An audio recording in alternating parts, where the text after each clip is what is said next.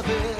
Testimony goes on and on and on. It's magnetic, it's prophetic, it's got stories being told. Hey, welcome back to the Jesus Magnet podcast. I'm your host, Joel, and Laura, my wonderful wife, is with me, and we are in Nelson, New Zealand. We're joined with Elijah. How you doing, Elijah? I'm good. And thank you so much for joining us on the show. We are sitting right now in an awesome band, like the original garage band setup almost. That's right. Yeah. So, Elijah, you teach young people. You essentially, the whole band comes in, and you, at the moment, you're a pastor as well at which church? Unite Church. Unite Church, Nelson. Awesome. Yep. And but on the side of all that, I like to use the word disciple. You disciple these young people with not only God and their faith, but then also in their music with their band and doing things. And you said you had 7 bands? Yeah. Yep. That is amazing. It's a lot. That is amazing. And you're a jack of all instruments. Yeah. Not all of them, but a lot of them, yeah. I actually had a good crack on a harp recently. How'd you do? It's much harder than it looks. Yeah. Absolutely. Shout out Abigail if you're listening. She's in Nelson too. Oh, nice. Actually, and I didn't do very well with the harp, but very, very cool. I mean, I've always got a heart for young people that want to. I mean, you look young, but I mean, you look younger than me, and you're a bit older than me actually. It's moisturizer. It's got to be. What's daily the secret? moisturizer. Is that what I it think is? it's the climate here as well. That's right. Yeah, but down in freezing Queenstown, we age real rapidly. Yeah, I just had my 16th birthday last week. It's really cool being here in Nelson. I've got a big heart for those that teach instruments, being a drum teacher myself. And very, very cool setup. We've got drums, electric guitar, keyboard, lots of microphones, bass, probably somewhere around. Yep. Over there. Oh, yeah, there it is, bass. Very, very cool. We're going to just pass it straight over to you, cool. Elijah, and find out a little bit about you. And obviously we'll jump in with questions. Cool. But, your testimony, let's hear it. Oh, yeah, and thank you, Liam Berryman, for connecting us. Shout out, bro. You're awesome. And, we'll jump back to Elijah. Cool. So from the beginning. Yes. From the very start. Wherever you want to start. You're born as a young man. Born at a young age. In 1989. Essentially grew up in a Christian home with my parents being pastors. Mm-hmm. And their parents being missionaries and pastors, so it's a bit of a thread. Yeah. So there's that's the starting journey. I always loved, because my granddad came into church as a non-Christian and as an orphan, so he was kind of the beginning from one side, from the Burton side. Yeah. And he was kind of the beginning of, and then he brought his mum along, and so that's kind of the beginning of the story, I guess, for me, the legacy of being a part of. When you say Burton, isn't that an awesome snowboarding brand as well? That's right. Yeah. Is that your guys' brand? I'd like to think so. You should get discounts or something, eh? That's right. Absolutely. So I grew up the youngest of 4 in this family, and beautiful parents, very, very close to my parents to this day, and my siblings. And so kind of grew up in that experience. Not much money, but a lot of heart and soul. And so I remember even from the youngest of ages being aware of God and aware of his presence. I think for me, music, we talked about before, but that kind of music's always been a connecting point for me. And I know there's a lot of different people, so not everyone has that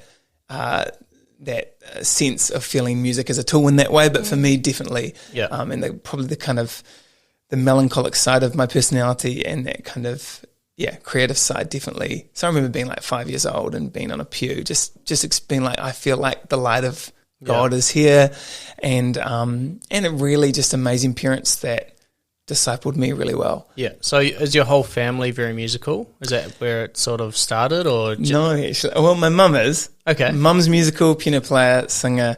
Wonderful. My sister, one of my two sisters is musical, and then my other brother and sister and my dad. My dad's tone deaf, so he's the other. Yeah. He's going the other direction. I actually really struggle with tones. That's why I'm a drummer. It makes sense. Yeah, just It's all become clear now. it's not really notes. It's just noise. It's really good with nice tones. Yeah, that's right. That's right. But by itself, it's just a racket. No, I love it. That's awesome. Yeah. Oh, cool. So, all right, were you always in Nelson? No, I grew up in Christchurch. Oh, yeah. Okay. And then, well, actually, I was born there, mostly grew up in Hanmer Springs. Oh, really? Yeah. We were there not too long ago, eh? Hey. Hamner pretty is cool. amazing. Yeah. Such a cool place. If So you ever cool, come to New Zealand and you want a real treat, go to Hamner Springs. Beautiful little town. It's awesome, eh? Yeah. So that was a lot of like the hooligan, like most of my memories of childhood are in the age of like 4 till 9. That was like my grown up age, biking around the forest, all that kind of stuff. Yeah. So Yeah. definitely that was a moment of, my dad took on a small little Presbyterian church there, and just had those moments.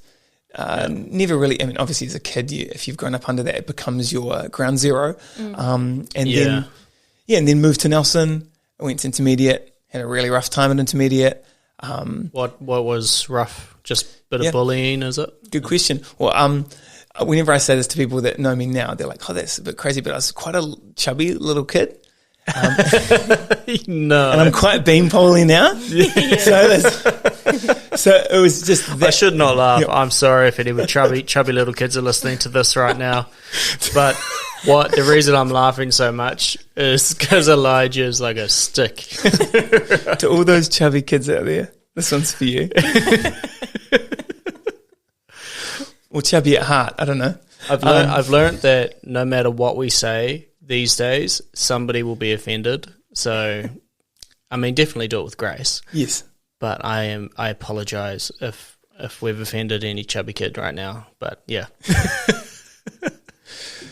I love that so much. It's great. So I went through that, and just in my own in that particular age group, you kind of, and it's a weird space when you're like 11 to 13 because you're kind of in this puberty and growing and figuring out. You are kind of walking away from kid stuff. That's true. And everything's new to you. I remember that feeling of like, what the heck is all this new world? And so I had mates that, would hide like bottles of vodka in the intermediate bushes and stuff. So I ended up being good mates with some real ruckus kids, and just kind of being like, what is this new world? Yeah. Oh, wow. Okay. And really it's- thrown into it, eh? Yeah, absolutely. And then at the same time, I think many people have that dynamic, but just kind of looking for my own sense of worth and looking, and so definitely feeling quite bullied for that particular element, but I was also a really outspoken, extroverted kid. Yeah. And that got me into a lot of trouble, and quite sensitive. So I feel like for me, I'm quite emotionally sensitive, but then also being quite loud is not a very good combination when you're 12. And you're the youngest of 4. That's right. So you got 3 older, what are they, brothers, sisters? Yeah. 2 older sisters and then a brother and then me. Okay. Yeah.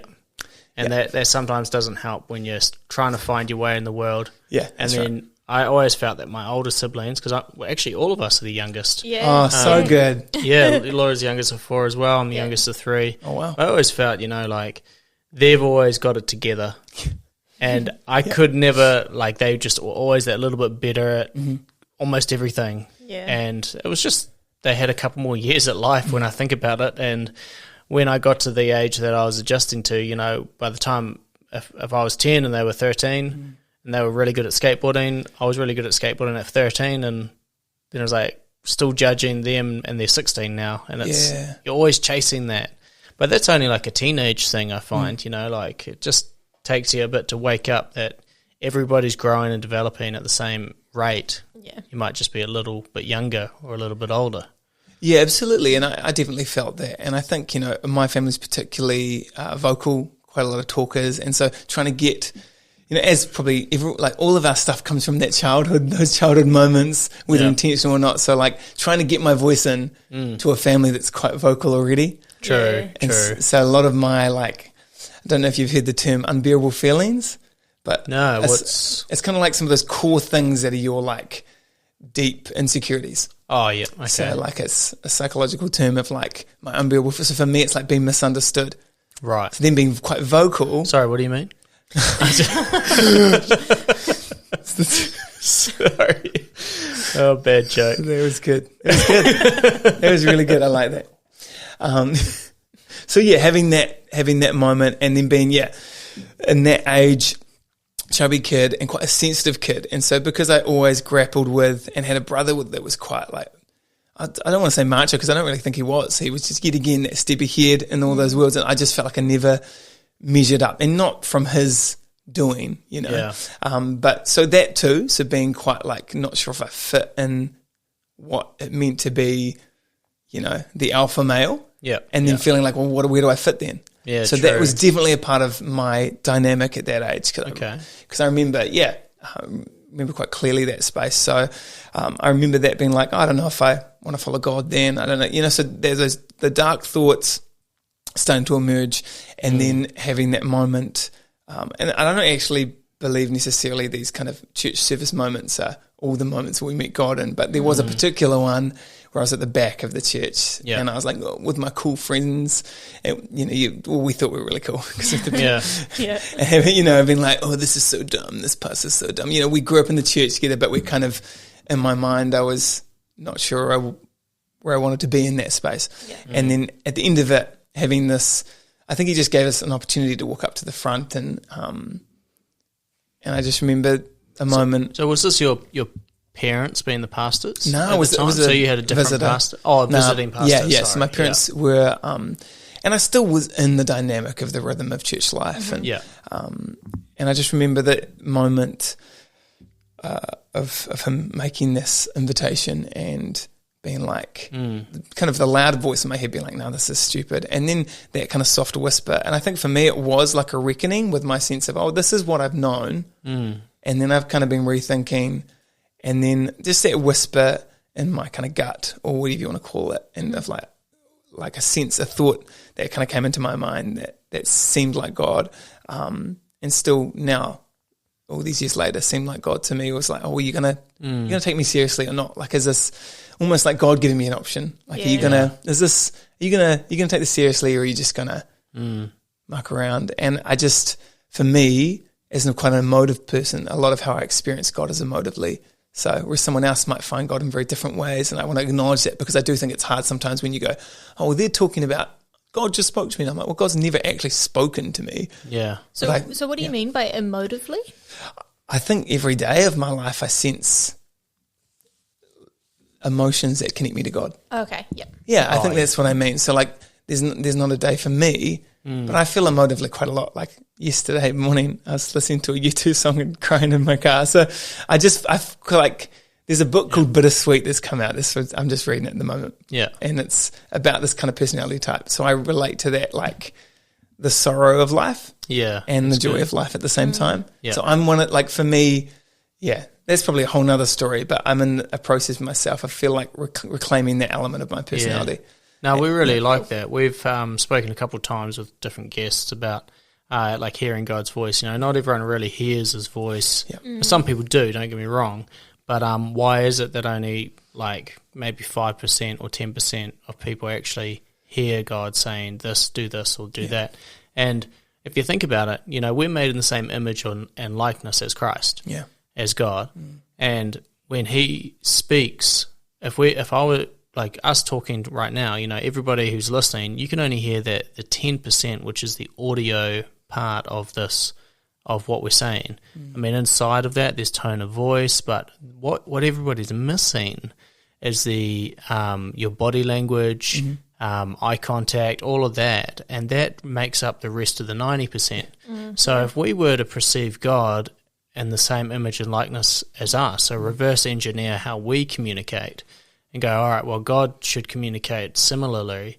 That's a tricky word, and we might be focusing on that voice of God, which is only 10% of trying to hear him. Yeah. And we're missing out on the 90%, which is God bringing up the sunrise at the right way in the right moment, and I don't know, cooling the air and bringing on a U2 song and whatever it is.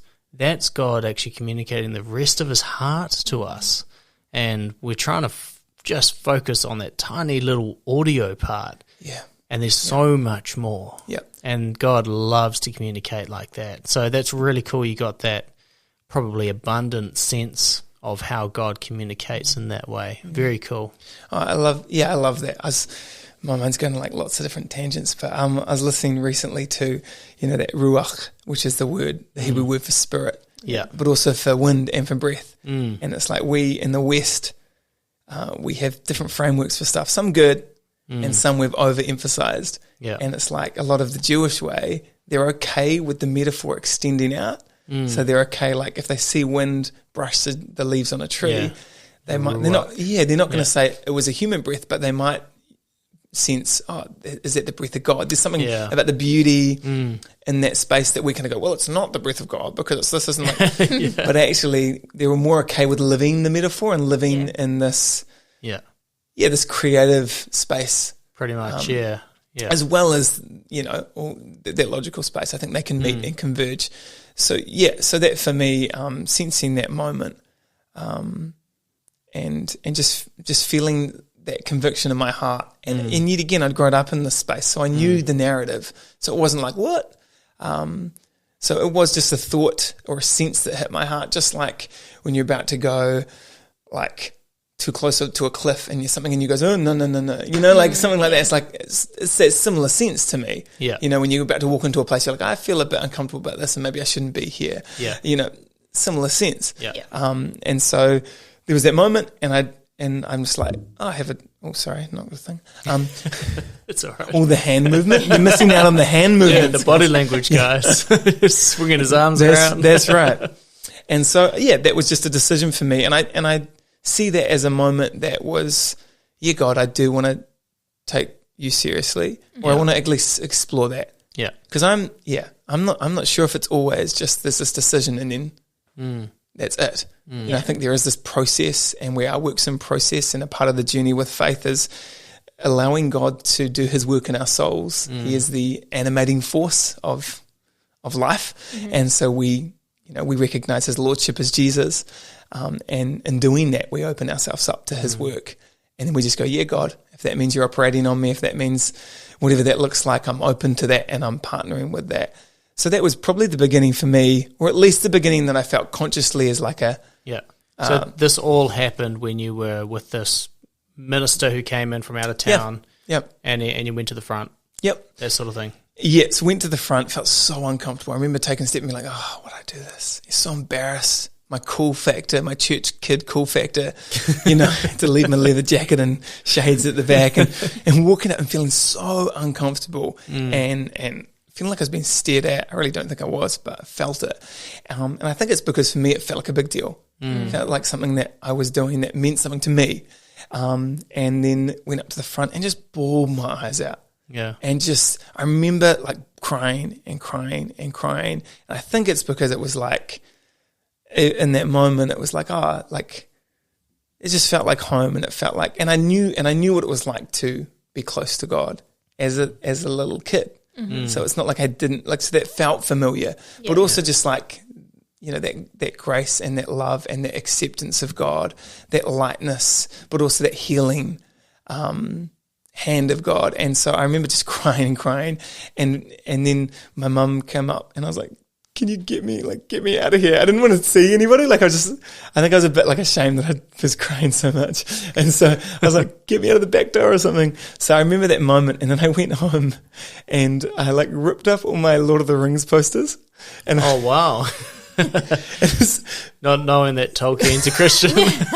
That's right. It's funny, because I think for me, quite an obsessive compulsive, like quite just, I get obsessed with things, and as a kid, I think that's the thing too, like, Pokemon, Dragon Ball Z, whatever it was. And so I felt like it was like me saying, I'm really obsessed with this right now, but it doesn't have my heart. Yeah. So I don't really think it matters.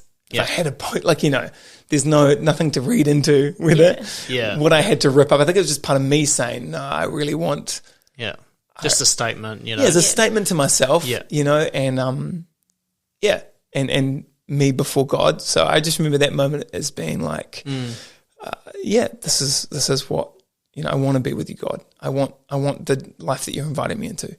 I recognize you in that space. Yeah. Yeah. I love how you did that, and even afterwards, like getting to the point of maturity where you're going, yeah, post is not going to make or break Yeah. me going in and out of heaven or God knowing where my heart is. But it was this statement piece. I had a good friend of mine who she really liked crystals, and after being saved went and hucked this huge amethyst. It was like as big as this lunchbox here. It was massive into the water.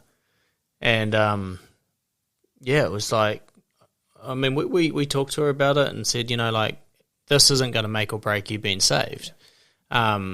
It's your heart behind this crystal or the poster or whatever it is. Yeah. And I mean, I still believe that she could have kept it, but it was her making that public declaration. This isn't going to be something that I run to when I'm feeling like I need to search for something spiritual. Yeah. Which was a really cool statement that she did. And, you know, I think it's really wise to do. If you feel convicted to do that, do it, you know. If you're a chubby 12-year-old kid and you're having a moment with God, rip up your Lord of the Rings poster. It's dogma. No, totally. Awesome. I think all through the narrative of the story from you know, Genesis onwards, there's this narrative of God saying, I want you to know my heart, and I want to know your heart. Yeah. And it is a life of the heart, isn't it? I want to know the core part of you. So good. The core deciding part of you. And I want to share that with you, which I also think is the thing. What I love about not necessarily hearing an audible voice, because I don't need to. Yeah. And because I don't think God wants to just change my behavior. He doesn't want to just speak to my body. He wants to speak to my spirit. Yeah. So, like, how do you do that? You know. Yeah. It's so true. I mean, like, not if we take audio out. I mean, my mum can walk in the room and be angry. She doesn't have to say anything. You'll know. Man, Yeah. I can just feel it. I don't even have to look at her. I can just feel the presence of the room change. Yeah. And she's not an angry person. She's lovely. Yeah, I can't imagine her being that angry. But, you know, I remember being a little kid and sort of knowing when one of my parents was angry, like, you wouldn't even have to look at them. And Yeah, totally. but on the same sense of love, you know when the joy's there as well. Yeah. And God's like that. You know, I mean, you don't, like, he has so much grace for us these days. We don't feel the anger part of God. And he's slow to anger as well. He's a lot different than a person. But, man, the love that he carries when you, like, people underestimate when people say, you know, that the presence of God is here. Yeah. And that's what it is, eh? It's this tangible, thick, just breath, ruach in the room. And, you can feel the spirit. So after you were saved how old were you? Probably, 13 or something? 14? Yeah, 12. 12? 12, yeah, 12, 13, yeah. After that, what changed? Good question. Because you were going to church with your parents. They Yeah, were ministers. You probably had church friends. I think one of the biggest things for me was that sense of a life calling. Because even like that, like I felt like I had made a decision when I was younger. You know, I'd been invited into that space with God, and then being like, oh, I don't know, you know, and as you develop as a human and getting to that age, I'm maybe more cognitive, or at least beginning to be cognitive in a different way, being like, no, this is the life I want. So it felt to me like a two-pronged thing of like, I want to follow you, and I want my life to be marked with that. That didn't feel different to me. They felt like it was a call to say, God, I want to make decisions that if you were me, you know, the gender I am, the personality I am, the space in life, you know, the context of history I am in, what would you do, Jesus? And I want to do that. And obviously, WWJD. that's right. Yeah. That's right. Did you ever have those little bracelets? They're awesome, eh? And it's funny because it's such a cliche, but I think actually So good, eh? the practice of, and Dallas Willard, who's one of my favorite Christian philosophers, talks about that. Like, we're not just forgiven. It's not just like, sweet, I'm forgiven, ticket to heaven, sweet as. Like, we live out of this new life being birthed on the inside and flowing out. And I did feel that. Like, I did. Some of my favorite moments at that time were like listening to Planet Shakers on my what is it? Discman. Walkman. Discman. Nah, it wasn't a Walkman. Oh, no? No, it was Discman. Discman. Okay. Keep skipping, but had the CD Yeah. and oh man, and just having those worship. And I remember Mum coming and she's like, "Stop singing so loud! It's 10 p.m." But for me, it felt like a moment of like, this is what I want, God. I want like that zeal and that passion and that this is. Come on. If I'm going to be here, I'm going to be here all in. Yeah. And then obviously navigating what it is to walk out this life where obviously we make a whole lot of mistakes. You know, most of my mistakes I've made post following Jesus, not pre. Yeah. So for me, it wasn't like, oh yeah, my mistakes. And now I never make mistakes. Yeah. But it's like, oh man, okay, how do I process being this spirit and soul with a body? Yeah. Being in this social context and what happens, what does it mean to follow God? What are the practices that help me open my soul up to his hands to form? So how'd you learn that? Or obviously we're ever learning. Yeah. But since growing up and that's what I mean, like we all know like the core. Yeah. All right, we're called to be followers of Christ, listening for that voice. How do we do that? Great. As a 12-year-old kid, Yeah, great. what's the answer to that? And that's a tricky thing to sometimes grasp. But what do you do? It's a great question. And, and thinking about that from where I am now, I'm like, it is the journey of our lives, isn't it? It is our life's work Yeah. and I think we want to be gentle in how we navigate theology. Like, I think knowing the story is really important. Like, we've been grafted into a family history. And so we don't, I've always been bothered with the Bible as, basic instructions before we leave Earth. Or Never heard that. Yeah, I really like I'm glad you haven't. No, well, That's cool. well, I'm like always like, no, it's so much more than this. Like, if we see this as a rule book, if we see this as something that we're and it's works based as well. right, and it breaks my heart actually, because I think then we're not. I think sometimes in the church we're not thinking, and we're running out of these little Instagram quotes or whatever, and it's like, actually life is not simple. It is complex. Yeah. And we want to navigate this with God. I think what I'm trying to say is, and even back then, I think the life of prayer is a life we're called to.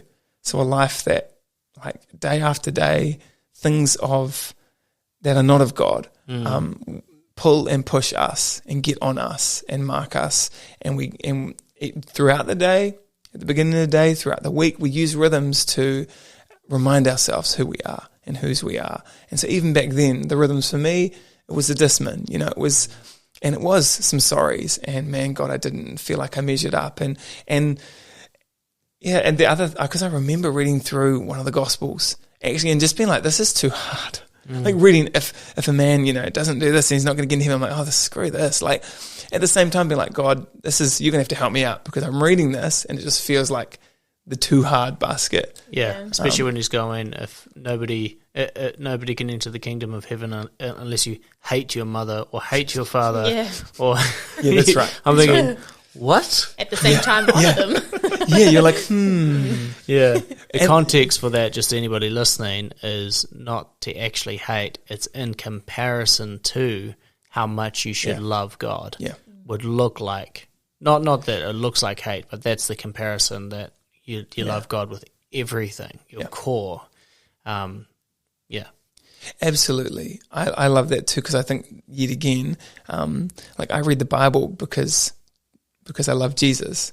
I don't love Jesus because I read the Bible, for me at least. Like, I read the Bible because I want to know the story I'm a part of, and I have to trust him when it doesn't make sense. And there's a lot of tradition we've grown up in the church that doesn't necessarily line up with the author's intent or the audience's. So when you don't understand something that's in the Bible, Yeah.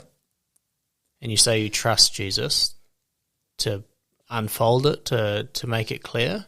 That's a great question. My dad once said he has this bookshelf in his mind where some things he feels he's wrestled with God, and they're just like, they seem like, how can we know kind of ones. He just puts them there. It's like, oh, for later, God, for either later on this earth or for when I see you in glory, whatever that looks like. Yeah. And I think for me, the trust element is, the Bible says the Holy Spirit is the Spirit that guides us in all truth.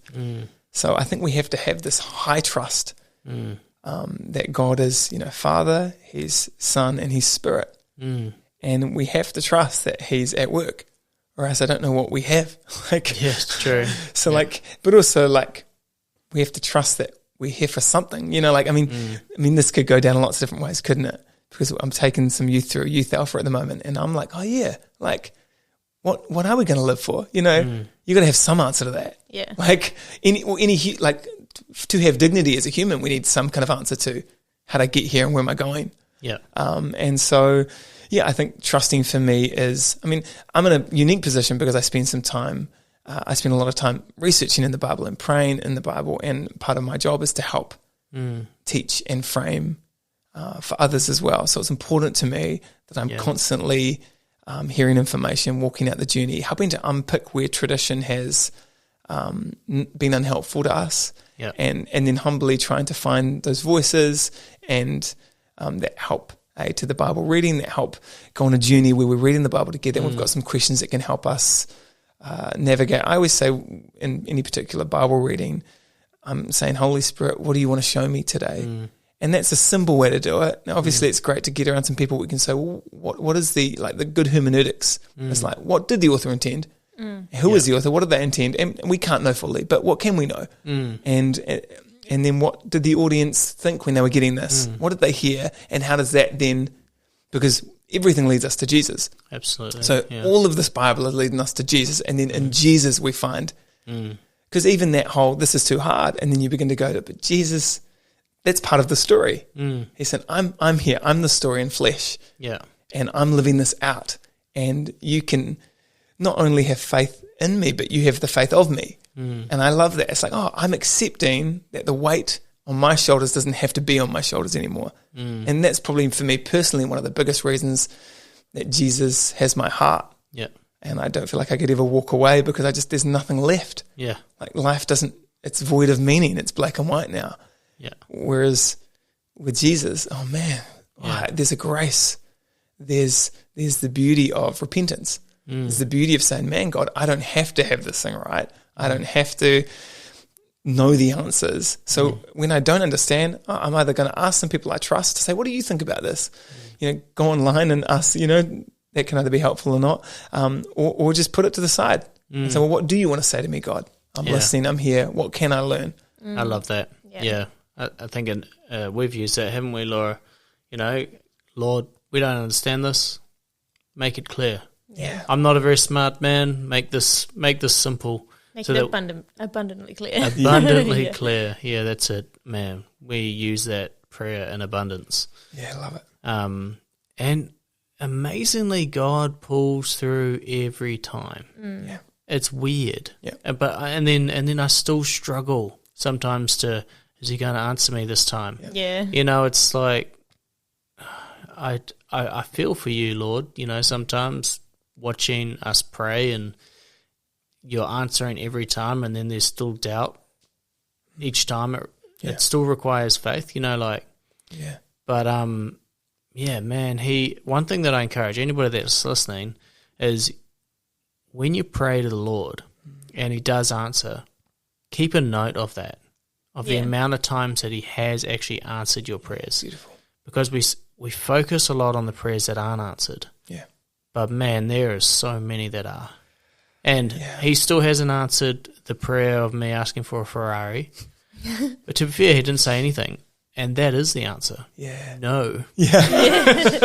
Isn't that interesting, Because John Mark Comer, I don't know if you've heard of him, but he talks about prayer as awareness and connection to God. Yep. So it's not just asking for what I want, although that is a part of it, because He's okay with that. Yeah. I always kind of like to say, Well, some of my prayers are just swears. You know, like I've grown up under a household that we didn't say anything bad. You know, there was no bad words. And even part of for me is like some my worst words go to God. Yeah. Not at Him. Yeah. Because He's sovereign, but with Him. Yeah. Like this world is, you know. And part of it is I don't know what else to do, and I'm just going to you, God, and I'm just letting you sit with me. Like there's the Psalms of Lament. I think the world is, you know, there's sadness in the world, and so you just sit there and you go, God, I don't get this. This is too hard, and this is too painful, and my heart doesn't know how to hold this. So I have to give it to you, or sit with you, and so even the beauty of knowing God is with us, and God sits with us, and sometimes sometimes our prayers are just tears, and sometimes our prayers are just Jesus, because we have nothing else to say. We don't know how to get it out. But yeah, I love that, the beauty of, and I think probably something that I'm in it right now is the beauty of capturing some of those ancient Christian principles, like just sitting with God, and listening.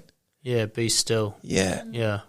And so practicing a lot of the meditations that have been, I guess, used by other religions or void of religion, but they're using things like mindfulness. A lot of them came from ancient Christian practices. Yeah. So we can actually recapture them with the name of Jesus, and He's our focus. He's the source of our space. But we can still actually practice those things where we go, the world is anxious, but I'm going to be calm with you, and I'm going to give you the thoughts, the good ones, the bad ones, and I'm going to accept your grace for me. Yeah. And so I found some of that space as well. Just as you're talking, the imagery that I got, you know, is the world is anxious, but I'm going to be calm with you. The imagery I got is when the fishermen are on the boat and Jesus is sleeping on the ship, and they go wake him up. You know, so everything's going crazy, and Jesus is on the boat sleeping, and when he wakes up and he looks at them and he's like, "What are you worried about?" Yeah. You know, and it's, well, look at the world around us. You know, we're in chaos. We've got COVID everywhere. You know, mental health's at its all-time high. I don't know what to do, you know, and you're on the boat, but you're sleeping, you know, like, why are you not panicking with us? Yeah. And he just goes, look, I got this, you know. And then the other thing is he spoke, and I have to, you know, credit this to Mike Tonks, who shared this with us a few months back. When Jesus spoke, and the waves were about to overturn the boat, and the, you know, I always imagine thunder and lightning and like everything. He didn't speak to the waves. He said he spoke to the wind. Peace, be still. And it's the wind that affected the waves. So it's knowing what you're praying against is really profound. We sometimes will be praying against the waves. Yeah. We're going, Lord, stop these waves. And if we look at Jesus, he prays against the unseen, which affects the seen. So he's not saying waves be still, he's saying wind be still. The wind is moving everything. And that just shows that, I mean, it's probably, to be fair, probably a very demonic storm trying to take Jesus out. But because these are experienced fishermen, they should have seen it coming. Yeah. And just in all of that, you know, Jesus is sleeping. I love that. He's sleeping on the boat, and he wakes up and he's like, what's wrong with you? Why are you panicking? But we just got to go, you know, be content that Jesus is in our boat. Yeah, yeah. He doesn't need to be in a boat. He can walk on water, but he chooses to be in our boat. It's good. I love it. I love that. And I think, there's a beautiful moment. I think part of prayer that I love in that space as well. When you're talking, I'm like, that the prayer of, God, what do you want to be done? Yeah, you know, like, it's so good. I'm listening and I'm aware, and I give you my imagination. And I heard someone say, if you're struggling to believe the truth of God about you, then just imagine it's true. Because that's almost one of the steps, you know. I don't know if God really loves me. I don't know what would it be like if he did? How would that feel? How would that seem? Yeah. And that's almost like it kind of opens the door a bit to say, well, God, have my imagination. Because that's a part of our thinking. It's a part of our being. Yeah. And so, like you're saying, ask God, what are you speaking to right now? Because I can see all this. Yeah. But I need your heavenly wisdom. Yeah. And obviously we see that in the context of the Bible as the story we're a part of. We see it in the context of community, the differences we hold, but we still come together under Jesus, which I think is beautiful and messy, right? So, and then navigating that with humility when none of us really know what we're talking about. We know bits and pieces. Yeah. And so we're constantly saying, well, none of us are the heroes of this story. We're following Jesus together. Yeah. So we might have we'll all have something to offer in different seasons that will look bigger or smaller, but we come together with humility saying, well, let's walk this out together. It's a beautiful thing. That's So awesome. good. Is there anything that like your parents or grandparents, any advice that they've taught you or tools through your journey? Because, I mean, you've come from quite a long line of Christians. It's pretty cool. Yeah. Well, that's a really good question. Oh, man. Okay. Any advice? Yeah, me and my dad are quite close, so I feel like it's been every moment. Like, it's a whole lot of different advice where I've been like, oh, man. I think one of the biggest things that my dad taught me was the space to question and the space to be curious. And sometimes I find in some Christian tradition, it's like, oh, no, it's this. It's like, well, how do you know? And so that's a part of my natural personality, which I think is part of my dad's as well. So part of it is, and I think the fear is, sometimes we think faith is like glass.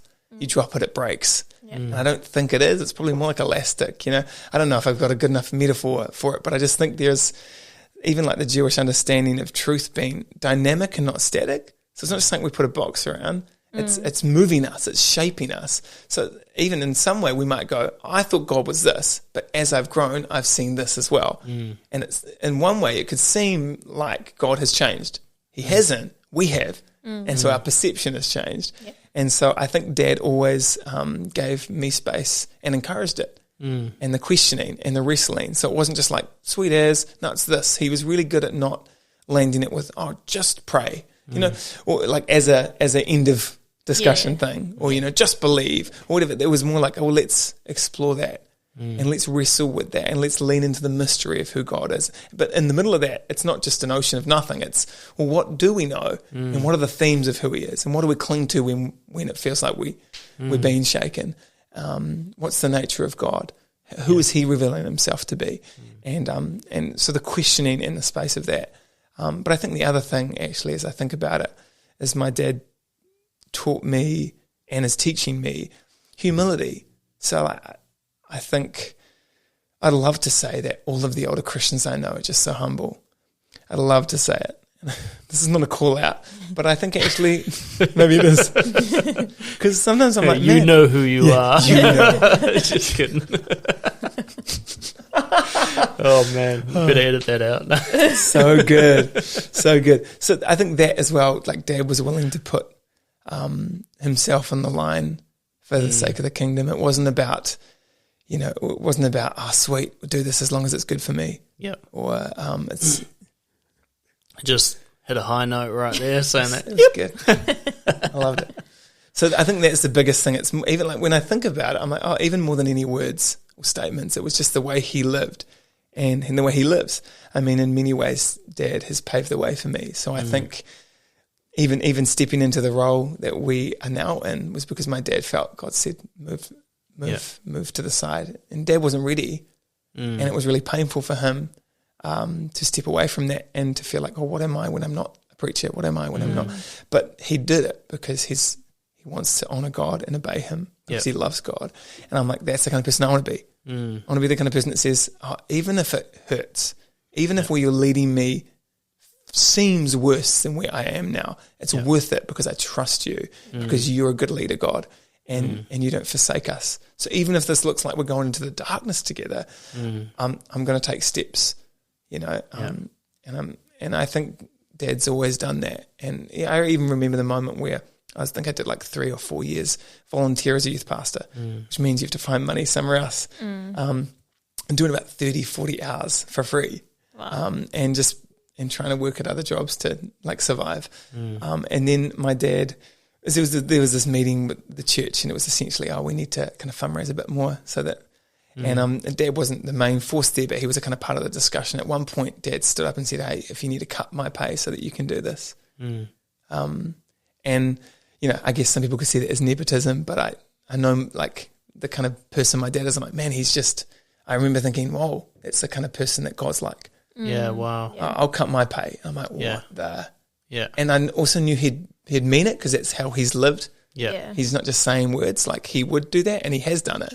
Yeah. And so I think for me, seeing that and going, I think I'm just seeing the heart of the Father here. Yeah, that's awesome. So yeah, he's a beautiful man. That's an amazing example of like true humility. Like it's sometimes humility is to look humble, but when it actually strips you of something that you need.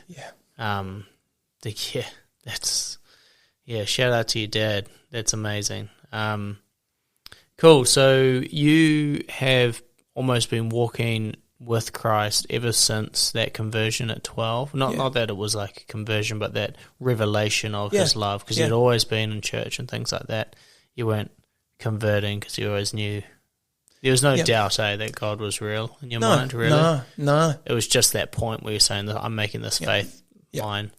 So throughout your high school years and all that, you just continued with God? Yes. I was just thinking, it's interesting kind of reflecting back and be like, I found high school hard. And I think it's also, even as I journey now, I'm like, I just wouldn't actually want to go back in time at all. Because I can feel the hand of God growing, leading, disciplining, encouraging, healing. So I'm like, there's no way I'd want to even go back. Yeah. Like there's nothing I'm like, you wouldn't be who you are today if you didn't go through who you were. Yeah. That's right. And so, I mean, I can't speak for everyone, but youth is so, like, there's so many insecurities. And then after doing youth work, it's like, man, we're so insecure at that age, but also kind of open. Yeah. There's this open and secure space where you're like, you're kind of critical of everything, but almost evenly. Yeah. There's less walls, right? Yeah. What seems to me, there's less there's less concrete that's settled and become hard. It's more kind of like everything feels like it's moving around a bit. Yeah. Which is scary, but also there's an openness there. So I just remember growing through that, knowing that heart of God, but just navigating what it is to hear from God, what it is to make decisions when particularly in the whole, because you get a lot of people, I did all these bad things and then God saved me, and that's beautiful. And actually, sometimes we define bad things in a really interesting way. So as Christians, we'd say, here are the really bad sins and here are the acceptable. You can't swear in church, but you can be judgmental. It's fine. And you're like, whoa. But there's some traditional things that you're like, oh, that's interesting. Why? Yeah. Do we think Jesus thinks that? Like, you can belittle someone here, but as long as you're not, having sex before marriage, and not that I'm saying we should all do everything, but it's interesting to me how. Yeah. So even growing up, I saw my older siblings make some interesting decisions, and I think I grew from that. So I saw the underbelly of some interesting decisions. Yeah. I'm just trying to think, that'd be okay that I said that. When I was like, I'm not going to do that. So I never really fell into a lot of the kind of tropes, a lot of the things that maybe teenagers would fall into. Yeah. Definitely some, but I remember thinking, just how do you navigate? I think there's still those questions of lovability and worth and having value in the world were definite. I remember actually being year 10, so like 14, 15. So I remember even beyond that kind of decision stage and just still feeling like, oh man, I'm a bit probably too extroverted for some people. When you're quite self-aware as a teenager, but then too extroverted. And so I remember that's the feeling I got. I remember thinking, you're a bit too much. And I think I was getting that information right. And so I think I decided I'm going to try to be an introvert, and that was probably the worst year of my life. Oh no! You're trying to be somebody that you're not. That's right. Yeah. So I remember, and there's a couple of other things too. So I ended up developing, I don't know how to put this because I don't want to kind of devalue other people that have different disorders or whatever, and say, I was just the same as that. I don't want to say that, but I just stopped eating a lot. So I would eat like nothing until dinner because I had to eat around dinner. So I guess in some ways I developed eating disorder for most of that year. I got really skinny. It's probably one beanpole now, but it was a really negative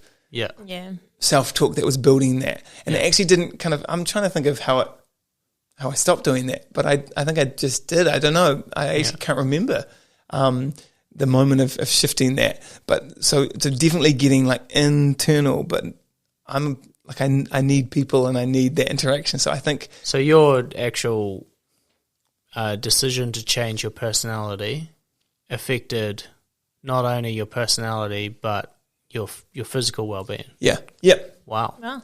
Yep. And so that's why I'm like, a lot of my problems come after making a decision for Jesus.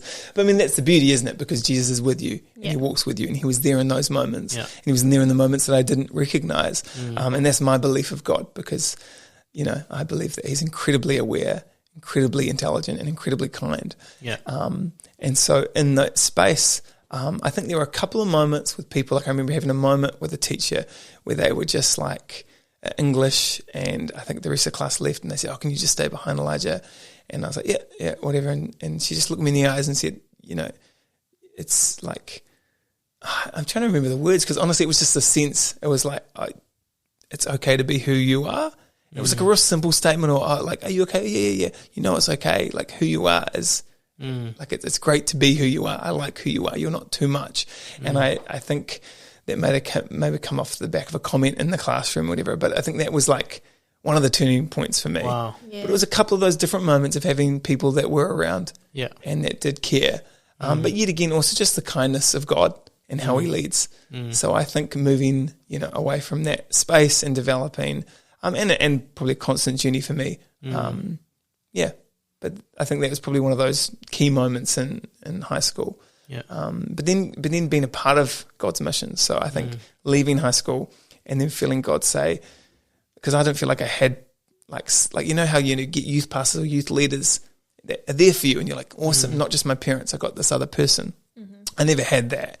And so when I was at the end of high school, I remember God being like, well, you've never had that, but I'd like, would you like to be that for someone else? Yeah. And that was that was another point where I was like, everyone else went off, left Nelson, went to uni, and I knew that God had called me to be this place to care for young people and just to be the person that I wish I had through those spaces.